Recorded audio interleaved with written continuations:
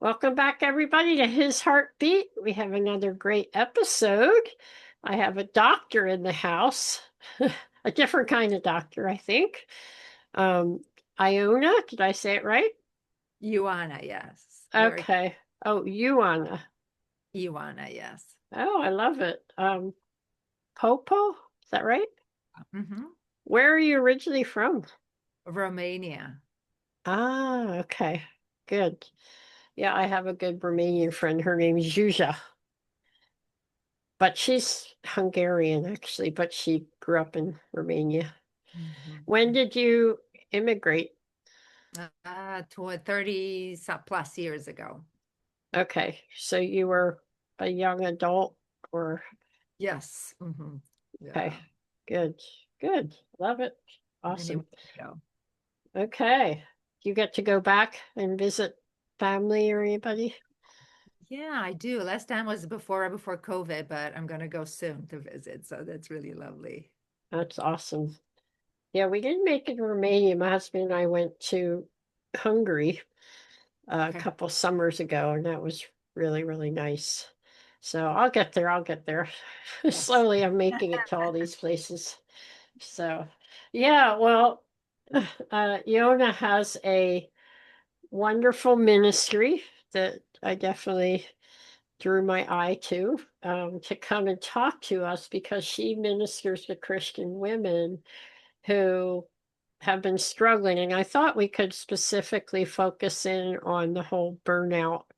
I know I've done things before, but I feel like I love how you put from burnout to joy, and that I think it's something in our very busy world today that an awful lot of people go through, maybe not full on, but coming pretty close to that level, enough Mhm. that they really lose their passion and desire and can get into depression and some of that. So I guess maybe we'll start out. You can just tell us a little bit more about you personally, and then we can talk more about the topic. Well, yes, thank you so much for inviting me, Sue. I'm very honored to be here.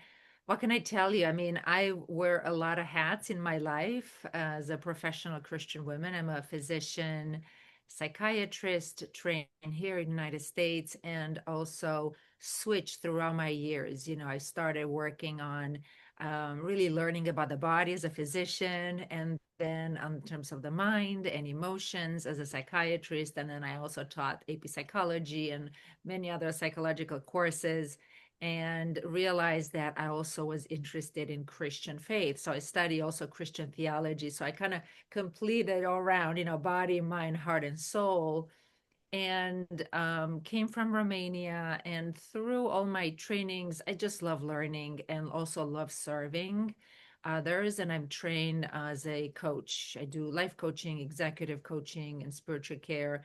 So I've discovered that when I needed help, and I burned out twice, was not because of lack of information or training, because obviously I'm in the field.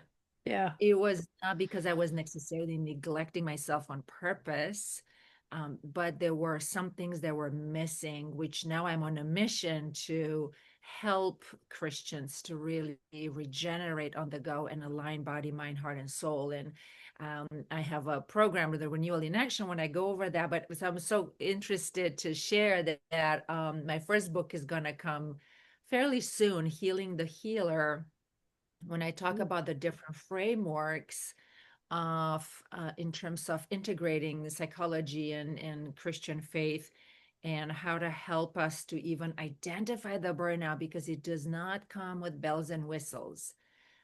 So it's because of that, because of studying and trying to understand, when I needed help, it was either Christian help or psychological secular help, because those are my two worlds, and I couldn't find something that could bridge it together. There were Mm, elements, but not necessarily involving, the medical knowledge, psychological knowledge, the Christian theology knowledge, spiritual care. So I am on a mission to help others to prevent this, because it is preventable, but it's not how we usually think about it. Okay. Wow. All right. So there's a lot to ask in that. Maybe I'll start by, can you share what you would call is burnout? Mm. Yeah, so burnout by definition is first showed up in the occupational field. It was really a sense of people having too much pressure at work and burning out. Now, mind you, right after COVID, now everyone talks about burnout. It becomes something very, very common on everyone's lips, so to speak. And burnout in itself, it is a classified um, syndrome, but it's not a diagnosis. So it's not a medical diagnosis, but it's closely linked to with chronic stress. Mm, okay. So what would be some of the warning signs that somebody Mhm. thinks, oh, boy, I heard this talk on his heartbeat. Maybe that's where I'm at. Yeah, so I can share a bit to understand. First of all, there's some specific core Christian dilemmas that make us more prone to lead to Mm, burnout. And interesting. the actual sign, so to speak, and based on the way our body responds, I see it as three phases, if that makes any sense. So the initially us as Christian, we love Christ, we love to give. And for many Christians, it's just understanding that taking care of ourselves is selfish. We Mm, just give, but we forget that even Christ set some boundaries and sometimes went yeah, into the desert and regenerated, and often. he Yeah. couldn't heal everyone. It was impossible for him, and now he's God, right? Yeah. So for some reason, somehow that doesn't land with us, and that was one of my reasons. I'll just give everything of myself, and I'll just pray, and everything will be fine. So we go through this phase when we do have energy. I like to call them the exuberant phase. We're full of energy, we're full of joy, of resilience, we have reserves, and then we volunteer for this, we do this, our work, and before we know it, we have too many balls in the air. Hmm. And at that point, what happens, and this is because we love God, right? Because we love God and we want to serve our fellow Christians. And at some point, this becomes too intense. There's too many balls in the air, and we're starting over, not sleeping all the hours. We're pushing through our natural biological levels that got created for us, and we move into striving. And at that point, what's really interesting, Sue, is that our bodies created that stress hormones are mobilized.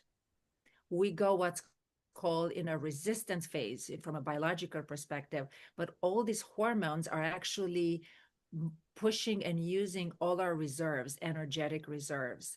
So we actually feel good. We feel like, oh, I got it. I can have 20 balls in the air. I'm just going to Uh-huh. keep going, shortcutting us in terms of sleep and rest and taking care of ourselves. And at this phase, and I'll share what I've noticed is not described in literature because this is not necessarily something, as I said, is not a diagnosis, but I'll share what I've experienced and many Uh-huh. people that I help and coach and taught experience. But then once we use all our reserves, we go into the exhaustion, into the sense of burnout or chronic stress. And this matches exactly how our body responds. After the resistance phase, there's an acute stress reaction, then a resistance phase, and then there's this exhaustion phase. So in this phase, there are symptoms like, and this is where ICD, the international classification or the syndrome, is saying, yes, we're going to have headache and muscle pain and tension, decreased immunity. We can get into high blood pressure, heart issues, problems with sleep, and just feeling tired and feeling depleted, feeling like what is confused. We have a confusion about our role. Maybe I need to change my vocation. By Mm-hmm. this time, it's really hard because we're already in an exhaustion phase and we might get into medical or mental health issues. Okay. And it's not impossible to come out of that.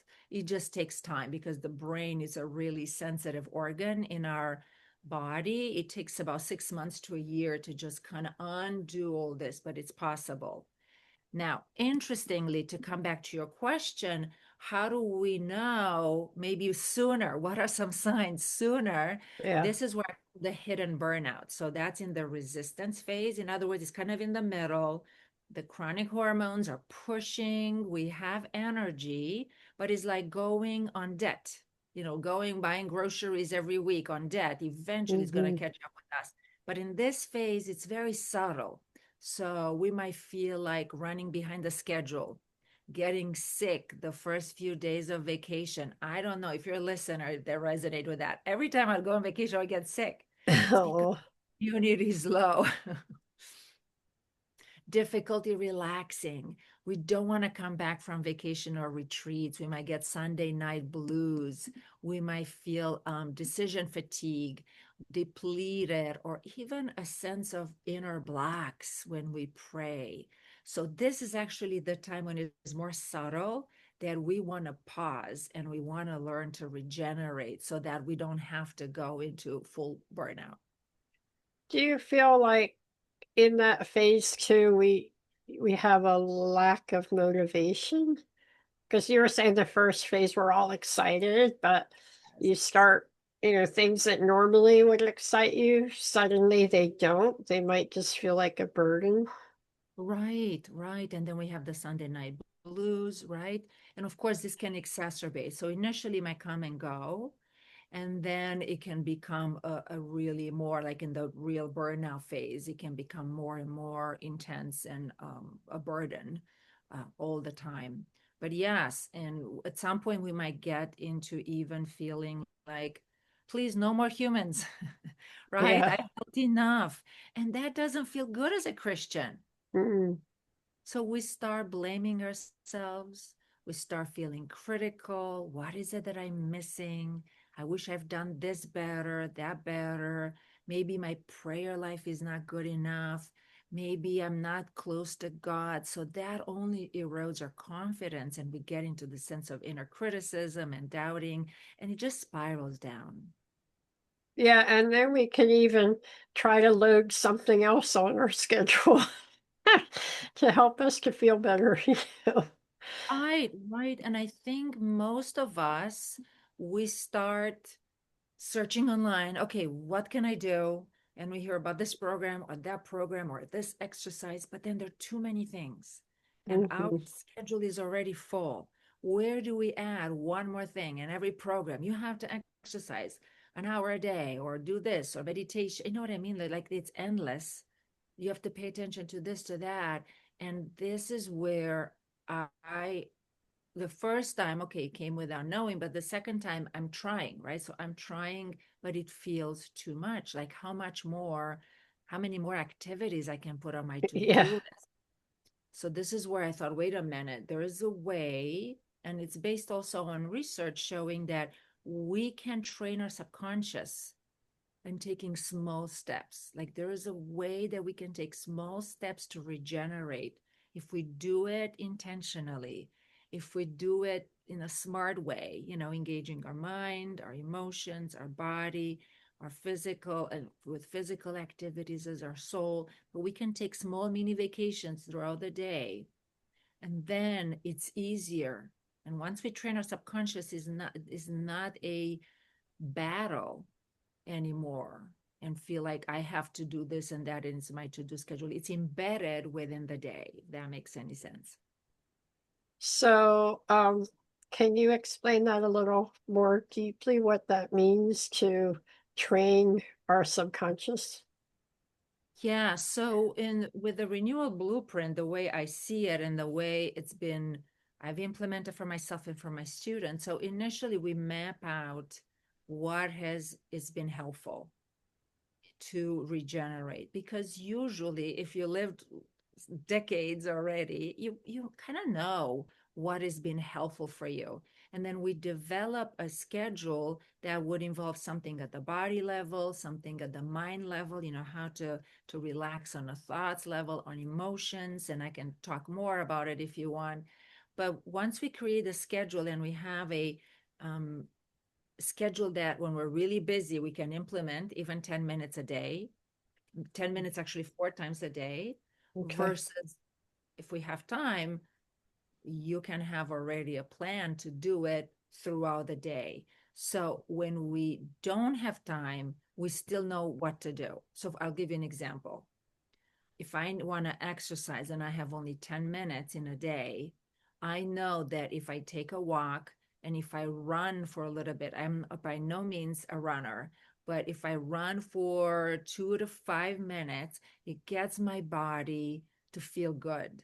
And I feel like I'm putting that energy and effort. And there have been research showing that even 10 minutes of exercise every day, if we do it consistently, can be beneficial. So Mm. I know that about myself. Now, for someone else, might be dancing or, hitting the gym or lifting weights, whatever that is, or swimming, right? Whatever it is for you, have some concentrated time for that. And of course, if you have a lot of time, you can do more. But let's not get hung up on, I need to do it for 40 minutes every day, which it's great if you have time. But sometimes we don't. And what most people do, they cut it all together. Oh, I'll do it tomorrow. I'll do it tomorrow. So we reverse that by saying we regenerate today. Do you find that um, the person, like if I were to meet with you and maybe I would share with you what things in my job, for example, or my life responsibilities that I enjoy and what things are just becoming exhausting for me. um, do you suggest like trying to find other ways to like delegate that or not do it, or it's like maybe there are things that you still have to do because it's your job? Are there ways to face those things that are kind of exhausting in your work, um, and not have it be so what exhausting, like, Yeah, depleting? depleting, absolutely. I think that's such a great question. And I noticed, Sue, that in all our whatever job you might have, it's Hmm. good to look at the different responsibilities. Obviously, if your boss is giving you particular responsibility and this is it, it ends up with you, right? It's just a matter of finding ways to maybe not delegate. You might not be able to delegate to someone else, but you can maybe automate some things. There are so many online programs now where we can automate things. So Mm. when it's possible to delegate, absolutely. I know from researching and looking into things, I can't remember the name, but it's pretty popular nowadays to even think of your tasks in 4 quadrants. um, and I've seen it also in that book, The Genius Zone, which is a really cool book by Gay Hendricks. But he talks about, and I've seen it in other places online, think about what activities do you love and they're really appropriate for you. You're excellent. It's your genius zone. Mm. What things you're excellent at, you're very good at, but it's not necessarily your genius zone. And maybe you can delegate or automate. And what things you are not good at, but and you still have to do, and things that you're not good at and you don't have to do, and that you can scratch, right? That's Yeah. easy. Just put them out but sometimes we need to pause to think through this. So whatever is not, we start with the areas that we're not good at and find ways either to delegate or automate if it's possible. If not, and sometimes I've been in situations in my life where I did not have anyone, but I think we can be creative. Maybe you can get I don't know, I was teaching at some point and I had my teacher assistants. I created a program where that was possible. I'm just giving you an example. Or now I use online automations, or I use my assistant and things like that. There's ways to think about how do we bless someone else, because sometimes others, it's really their genius zone and they really love doing that. Yeah. And we can pay, we could outsource. And if it's not, I think it's just a mental mindset. Then it's just managing our energy and thinking differently about the activity that we need to do. And maybe we can batch it, or sometimes, do things. I take a walk or I use colors or music, just to shift my energy Mm. altogether and kind of explore, well, why is it that I don't like it? What's bothering me around that? So go internally and look at that. And I think that uh, addressing it from many perspectives can be helpful. Yeah, that last thing that you said is another thing. Sometimes we don't take the time to ask ourselves why something is so draining for us. And there could be, a lie you're believing that, if I don't do this perfectly, I'll get fired, or if I don't do this perfectly, people will think less of me, or whatever. There might be perfection issues going there that need to be worked on. And well, where did that come from? Where did that stem from? Yes, yes. Much of my work with my students and clients is from inside out, kind of looking Mm, at our own mindsets, looking at what our emotions might tell us. Many times we have uncomfortable emotions because some of our needs are not met. What is the need there? Maybe to be seen or to be recognized, or mhm, as you said, it could be perfectionism. There could be a sense of I have to do everything 100%. Well, do we really have to? mhm. Or is this enough? What's that Pareto principle? What's the 20% that will have 80% impact? And I would say for most Christians, and I don't know what your experience is, Sue, but most Christians, we take on too much. Mhm. And many times it's less about the responsibilities. I mean, sometimes there are job situations, and I have clients where they are really in transition or they're covering for someone else. It's impossible. It's just this is what they have to do. Yeah, yeah, But sometimes we also volunteer in spite of ourselves. Oh yeah, let me do this and let me do this. yeah, And it's wonderful, but we need to really assess our resources. There's a Bible verse sharing that and I can't think of it right this moment, but something like we've got to, whatever we plan something, we got to measure, do we have the resources? yeah. And there's a lot um, of course, internal voices, but external too. I was just thinking, like, I'm sitting in church and it's great. They're just trying to tell you the different ways that you can get involved. But for me, I hear that and I'm like, "Oh, wow, that would be so cool to help the young adults. Oh, wow, I wish I'd helped out with the little kiddies, VBS they had." There's all this stuff. I'm like, "What am I doing?" And I've got a huge ministry, but I can feel like, "Oh, but I should be doing more," when Right. you know, people are pitching these needs all the time. Like it happened again to me today. We have a new Afghan family that moved in, and turns out they're only 10 minutes from my house. So someone came and talked to me today. It was like, hey, you really should be the one to reach out to them because you're only 10 minutes away. And so, you know, uh, that's Someone hard, right? volunteering for you. Yes, yes, yes. And as you said, all those shoulds, right? I should be doing more. Mm, Hard to say no. Since we cannot really change what other people are doing or saying because we cannot. yeah, Uh, I'm in the psychological and mental health field, and I can tell you, even when someone wants to change, is difficult to change. Never mind to change someone when they don't want to change. yeah.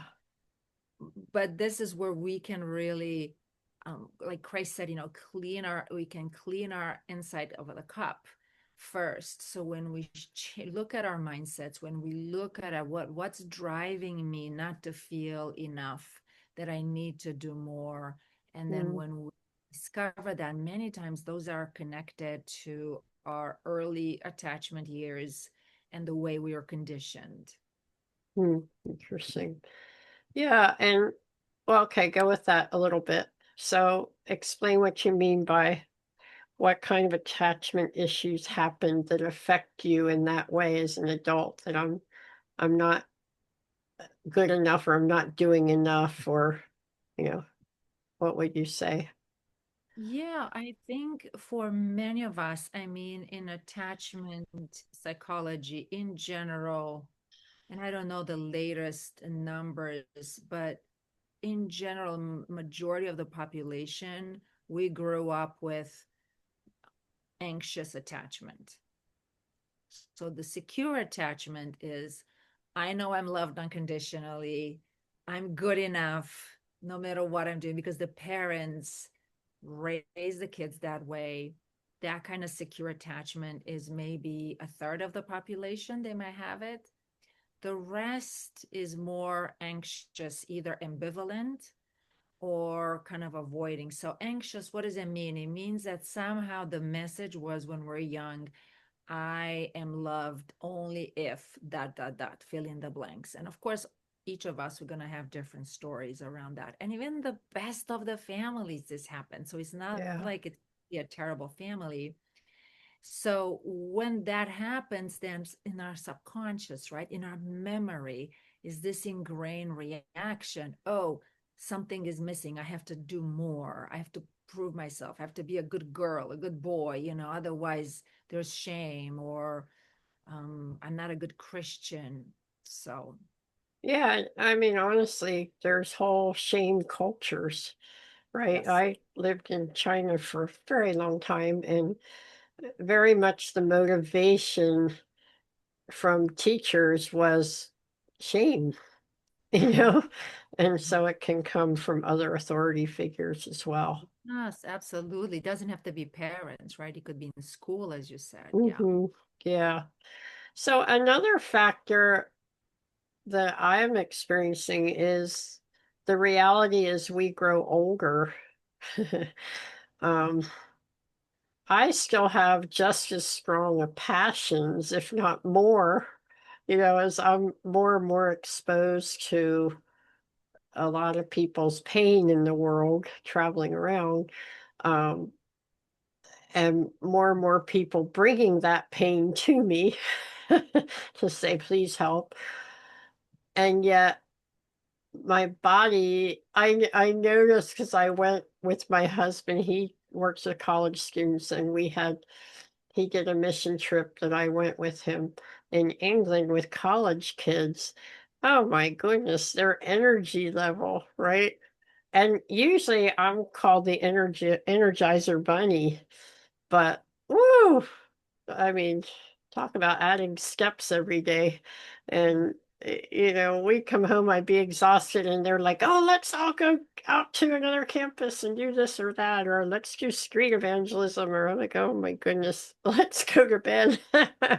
So I think there's that pressure too, is that as our responsibilities, it's like the older you get, often the more responsibilities you're given, because of your expertise increases.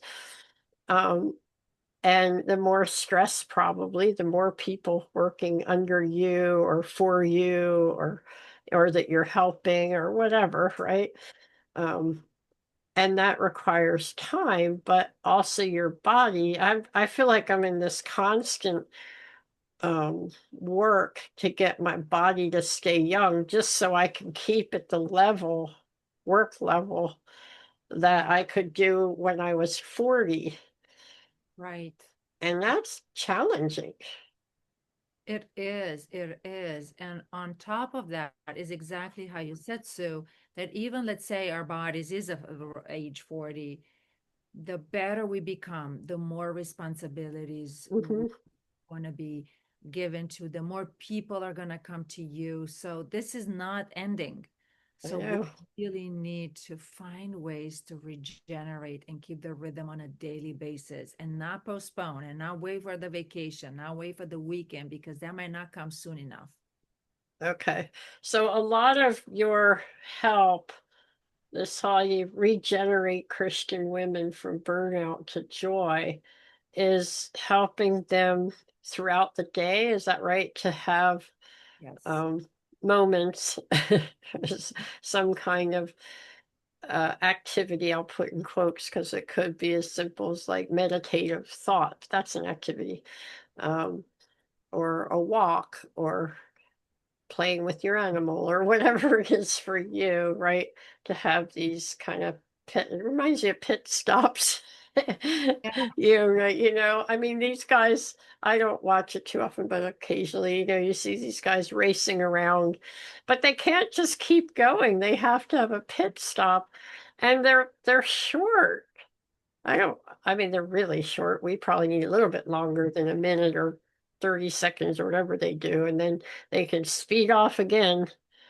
But is right. that kind of what you're saying? You have these little pit stops? Yes. And I encourage people to do it 4 times a day. Okay.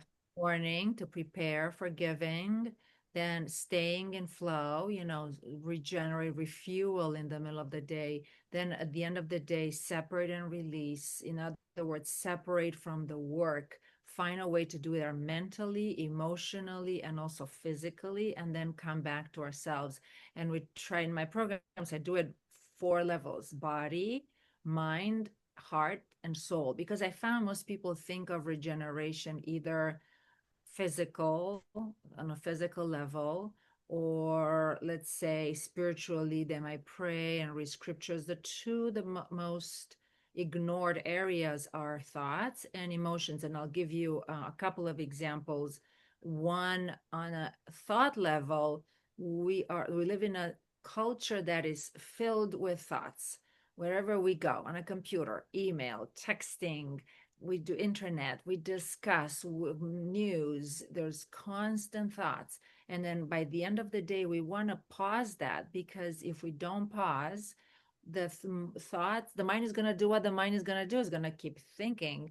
But what do we do? What most people do to stop this is to go on social media or watch a movie. But guess what? That's going to bring more thoughts Mm, into the mix. So actually doesn't help. It helps in the short run, but we actually circumvent what is described in psychology, the cycle of caring. We got to separate. We got to stop this at some point. And then when an emotional level, it's people ignore this because emotions express needs.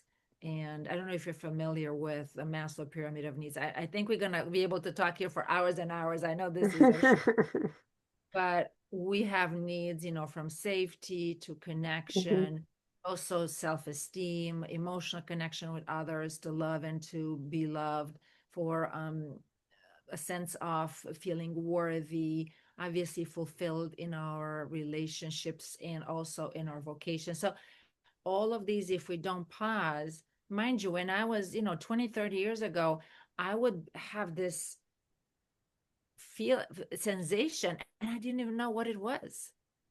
And I'm like, okay, well, what is it? And it's so easy to just go, and we don't even understand what is it. Is it sadness? Is it anxiety? Is it anger? Is it frustration? And where's the source of that? Is it from me? Is it from someone else? Like, what happened to really process this? So when we don't do this and just keep going on and on and on and on after days and weeks and months, things accumulate. It's like a pressure cooker. So it's good to really pause and really pay attention to the needs. And simple thing would be like, okay, how is my heart? Check on that. mhm. Allow your thoughts to settle, like really settle, even in silence for a few minutes. Obviously, on Yeah. our body, keep our body active, sleep well, eat well, healthy, drink waters. And spiritually, I would say not just with words, but we can pray also in our soul, in an experiential level. We can be with God in multiple ways, not just talking and praying and saying words. Mm. Yeah, I don't know if the word's experimenting with that a little bit because my mind just goes nonstop. And I never would have a time of silence. And my husband's like, he goes, my mind's silent a lot. We kind of tease a little bit, but um, I'm learning that I haven't been comfortable in the silence and Yes. almost where it seems wrong, like I'm wasting time or I'm wasting my mind and so I've been wondering because I find myself being more silent, not even by choice, maybe just okay, I'm done. Like I'm tired of thinking all the time um and it's been kind of good. So what you're saying is that is a good thing, huh? Honestly, to me, I'm like, is that good? Is it okay? Or should I be keep thinking about everything all the time? Right. No, I think as we keep thinking, the body gets into the autonomic nervous system, the sympathetic, fight or flight. We just keep it too active, but we also need to relax. And we need a balance of both every day. So yeah, absolutely. Silence is great. Wow. Okay. Well, and the other reason I've been doing it is how can you hear from God if you're never silent? If you're always talking. Right. Right. So, the great meditators of the day spent, the monks and all had a lot of times of silence, but they also would hear profound things from the Lord. Yeah, I mean, God's thoughts are constantly streaming. God is everywhere, feeling all things. If we can only slow down and listen, Yeah, like all the insights, beautiful insights and discernments and whatnot, they are available to us. We just need to fine tune to that. And getting into silence is a great practice, to be able to allow God's thoughts to really that's cool. penetrate. Yes. So, your new book, Healing the Healer, will you talk about that topic? Is it a lot about the things you've been talking about?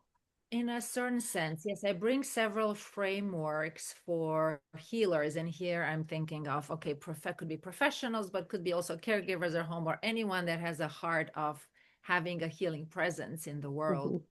Hmm. Um, Talking about how to look at psychology and theology together. They're not really fighting with each other. There's a way to put that into perspective, and I have a framework for that.